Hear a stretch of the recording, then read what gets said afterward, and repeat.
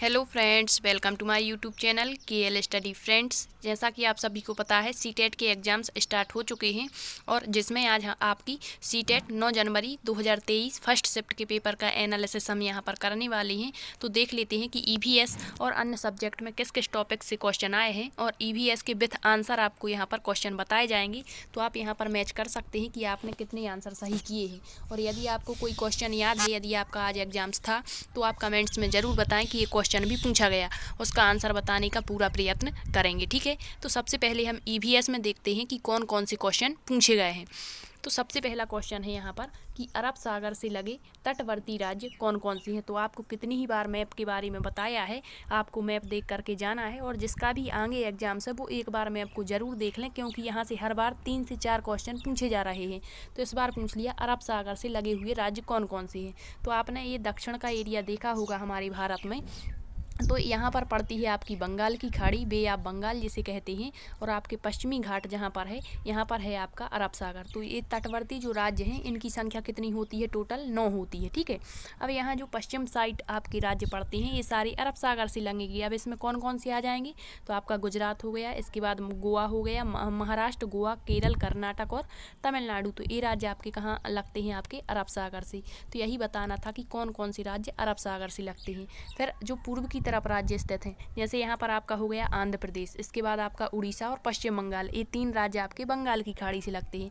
तो अब आपको ऑप्शन में जो भी दिया हो, आपको बस ये देखना था कि पश्चिमी तट पर स्थित जो आपके राज्य हैं वो सारे अरब सागर से लगते हैं। तो कौन कौन से हो जाएंगे यहाँ पर, यहाँ गुजरात, केरल, आंध्र प्रदेश। आंध्र प्रदेश तो आपका बंगाल की खाड़ी से लगता है, तो ये नहीं होगा। ठीक है, केरल, कर्नाटक और महाराष्ट्र, बिल्कुल इसका राइट आंसर यही है आपका। ऑप्शन थोड़े से चेंज हो सकते हैं, लेकिन आपको बताने के लिए यहाँ पर ऑप्शन इस तरीके से लिए हैं। ठीक है, तो यहाँ पर आपके जो केरल, कर्नाटक और महाराष्ट्र हैं ये आपके किससे लगते हैं, अरब सागर से लगे हुए राज्य हैं। इसके बाद आपका क्वेश्चन बन सकता है कि जो कर्क रेखा है वो भारत के कितने राज्यों से गुजरती है। तो कर्क रेखा भारत के बीचों बीच से होकर के और टोटल 8 राज्यों से गुजरती है, जिसकी ट्रिक आपको कई बार बताई है। आप मैप वाला वीडियो जरूर देख लें, प्ले लिस्ट में डला हुआ है।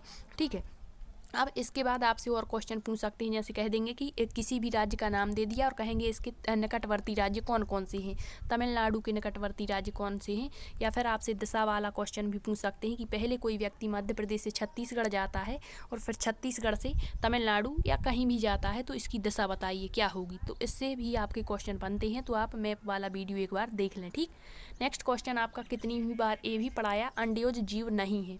तो आपको कितनी बार बता दिया है कि अंड्योज क्या होते हैं और जरायुज क्या होते हैं। अंड्योज का मतलब होता है जो अंडों को जन्म देते हैं और जरायुज का मतलब होता है जो बच्चों को जन्म देते हैं। तो अंड्योज की पहचान क्या होती है, तो अंड्योज जीव जो होते हैं या प्राणी जो होते हैं वे जीव कहलाते हैं जिनके शरीर पर रोम नहीं पाए जाते हैं या बाल नहीं होते हैं और इनके कान भी बाहर दिखाई नहीं देते हैं। जिनमें भी ऐसी विशेषता होगी वो किसको जन्म देंगे, अंडों को। इसके बाद जो आपके जरायुज होते हैं इनके शरीर पर रोम भी होते हैं और कान भी बाहर दिखाई देते हैं, जैसे मनुष्य हो गए। तो मनुष्य आपके किस श्रेणी में आएंगे, जरायुज, क्योंकि ये बच्चों को जन्म देते हैं। ठीक है, तो यही पूछा है कि कौन सा अंड्योज नहीं है। तो आपने सर्प देखा होगा, ये अंड्योज होता है, ना तो इसके शरीर पर बाल होते हैं, ना ही इसके कान दिखाई देते हैं और यह पृथ्वी पर जो है रेंग करके चलता है। तो ये क्या है, अंड्योज है। यहाँ पूछा है नहीं है। छिपकली भी आपने देखी होगी, ये भी आपकी अंड्योज होती है। केंचुआ भी आपका अंड्योज होता है। यहाँ दिया है चमगादड़ जो कि एक स्तनधारी होता है। क्या होता है, स्तनधारी होता है, मैमल्स। ठीक है, तो यह बच्चों को जन्म देता है। तो यही पूछा था कि नहीं है। तो एक बार आप स्तनधारी, आपकी जो मैराथन क्लास ली थी केवल 1 घंटे की है, आप उसे पूरा देखते हैं तो वहाँ से आपका बहुत सारा डाटा क्लियर हो जाएगा। ठीक है, नेक्स्ट पूछा गया मिजोरम की भाषा क्या है।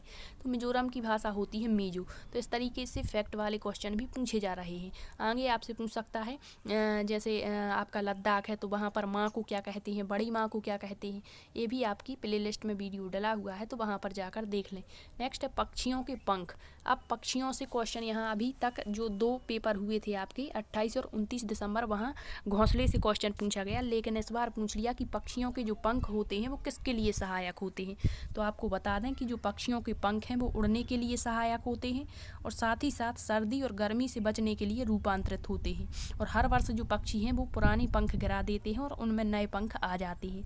ठीक है, तो ये इनकी विशेषता है। इसके बाद पूछ सकते हैं पक्षियों के बारे में अन्य क्वेश्चन, जैसे कहेंगे कि पक्षियों के हृदय समुदाय में कितने कोष्ठ होते हैं, तो 4 कोष्ठ होते हैं।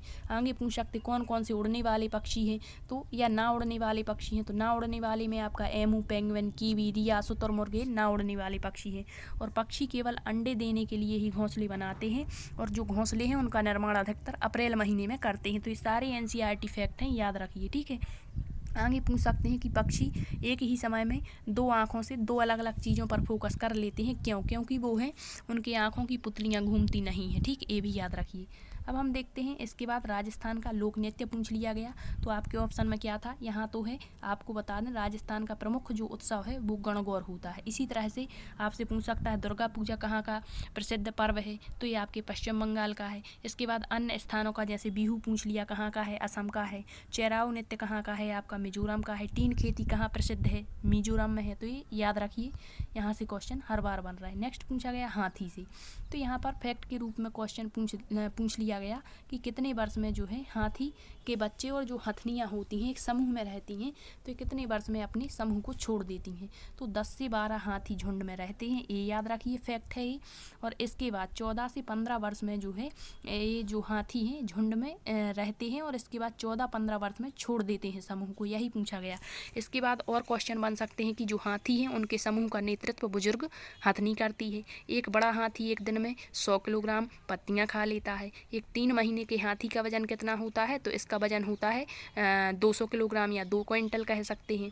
एक हाथी केवल कितना सोता है, तो 2 से 4 घंटे सोता है। तो ये सारे फैक्ट हाथी से भी बन सकते हैं, तो याद रखिए, ठीक है। नेक्स्ट फिर से पूछ लिया गया भालू जैसे दिखने वाला जानवर कौन सा है, तो वो है आपका स्लॉथ।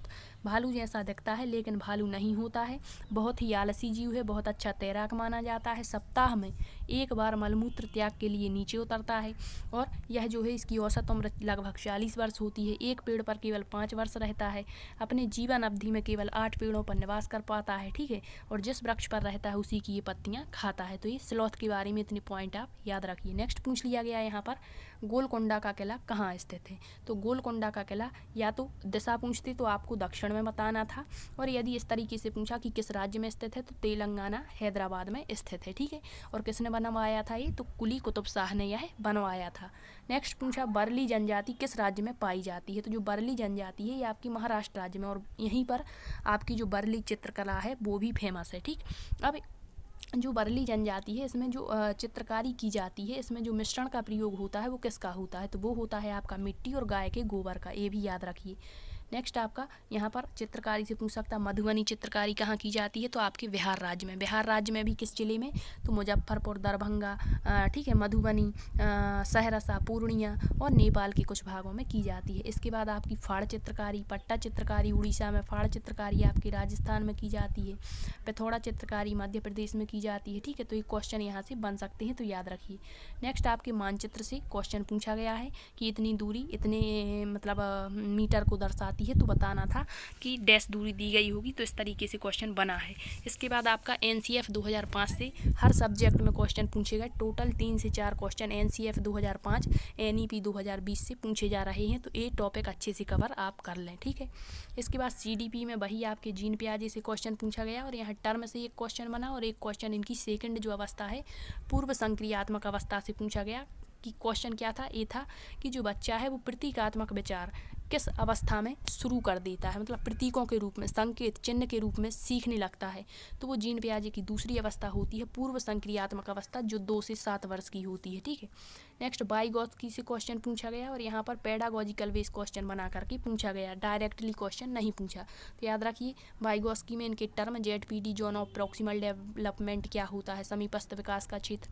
इसके बाद पाड़ या ढांचा निर्माण क्या होता है, एमकेओ क्या होता है, ठीक है। इनका वीडियो हमने डाला है, आप देख सकते हैं। नेक्स्ट कोहल वर्ग से भी क्वेश्चन पूछा गया, अधिगम के सिद्धांत से क्वेश्चन पूछा गया, हार्वर्ड गार्डनर बहुबुद्धि सिद्धांत से भी क्वेश्चन पूछा गया। इसके बाद वृद्धि विकास से क्वेश्चन बना, अधिगम अक्षमता में आज हिंदी में क्वेश्चन पूछा गया है, डिस्ग्राफिया क्या कहलाता है, ठीक है। डिस्ग्राफिया मतलब लेखन संबंधी अक्षमता जो है वो क्या कहलाती है, आपकी डिस्ग्राफिया। अब सारी चिंतन डाइवर्जेंट थिंकिंग, इससे क्वेश्चन हर बार पूछा जाता है, तो आप इसको एक बार समझ करके पढ़ेंगे तो सारे क्वेश्चन पेडागोजिकल बेस क्वेश्चन बन जाते हैं, ठीक है। NCF 2005 से क्वेश्चन बना, NEP 2020, RT 2009 और पेडागोजी। ठीक, इसके बाद आपके मैथ में आया आयतन से क्वेश्चन, प्रतिलोम पूछा गया आज, पैटर्न पर क्वेश्चन बना, नंबर सिस्टम और गणित की प्रकृति से क्वेश्चन हर बार बन रहा है। ठीक है, तो याद रखिए गणित की प्रकृति अमूर्त तार्किक होती है। भिन्न से क्वेश्चन बना, बेन हीले के ज्यामिति स्तर से एक क्वेश्चन हर शिफ्ट में पूछा जाना है, तो इसे कवर कर लें आप। और गणित की प्रकृति से भी एक क्वेश्चन हर शिफ्ट में बन रहा है, तो इसे भी याद कर लें। ठीक है, अब इसके बाद आपके हिंदी में गद्यांश पद्यांश, जो गद्यांश रहा वो मातृभाषा पर संबंधित था और जो पद्यांश है वो भी आपकी देशभक्ति से संबंधित था। ठीक है, और इसमें आपकी प्रत्यय से क्वेश्चन पूछा गया। ठीक, प्रत्यय से क्वेश्चन बना और संधि, संस्कृत में संधि लकार से भी क्वेश्चन पूछे गए हैं। तो ये सारे आपको यहाँ पर बताने का प्रयत्न किया कि किस टॉपिक से क्या क्या क्वेश्चन बन रहे हैं और आपके EVS में क्या कुछ क्वेश्चन पूछे गए।